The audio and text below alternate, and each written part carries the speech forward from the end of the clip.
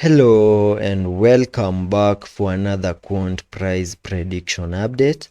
and in this video I'll be diving deep into the technical analysis here on the Quant chart and also give you my next price targets. And before I do so, show some love by first giving this video a thumbs up, subscribe to the channel, and also check out the channel membership.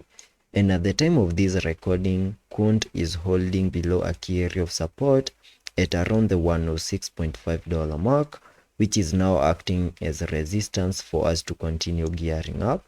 We have also seen a breakout out of a chart pattern that I gave you yesterday, which was this triangle that we had in formation right here, where you can see that we continued to push the price of Quant to the apex of the triangle until today we saw the breakout to the lower side. And there are high chances that whatever we are seeing at the moment is a retest of this ascending trend line that we have over here before we can continue heading further down to fully maximize the minimum target areas for the breakout, which we are given by the height of the triangle,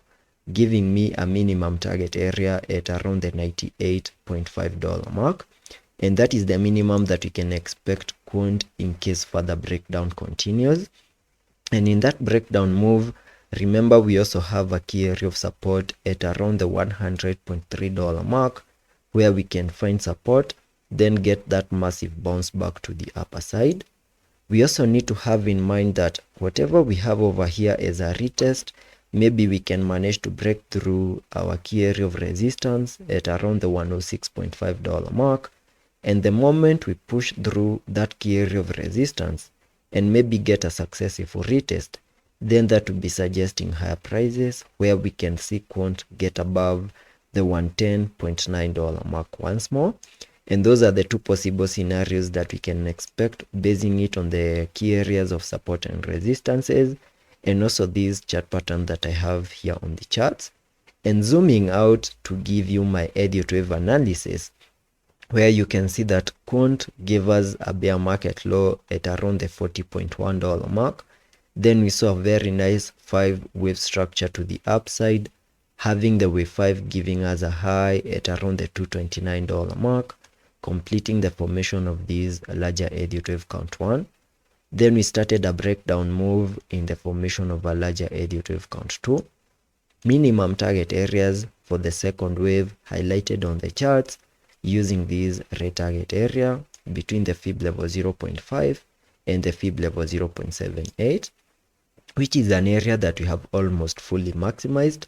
And there are two possible scenarios that I have here on the charts. And the first one is that there are high chances that the low for this second wave is in, and Quant is now ready for a massive pump to the upper side in the formation of a larger Elliot wave count 3.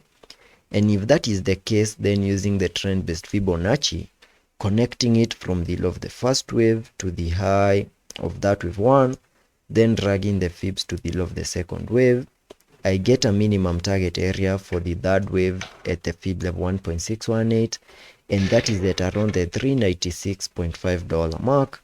and that is the minimum that we can expect Quant to do in the formation of that wave 3. And for it to confirm to us that the low is in and the start of an impulse in this wave 3 has now started, we first need to see Quant give us a complete 5-wave structure on the charts, followed by an ABC corrective structure, and also a break above significant highs here on the charts. And the moment we see such a movement, then that is enough confirmation that the low is in and the start of the impulse has now started. But as long as we are holding below significant areas of resistances and we still can't see a 5-wave structure to the upside showing that Quant is now getting impulsive, there are high chances that we could still see one more breakdown here on the Quant chart, getting us back into this red target area so that we can fully maximize the red target area. And for that move to play out, then I'll be expecting Quant to lose our last significant area of support at around the $97.3 mark. And if we lose that key area of support, then we can expect an $80 point something Quant before we can put in place the low for that second wave and start our impulsive move in the formation of that wave 3.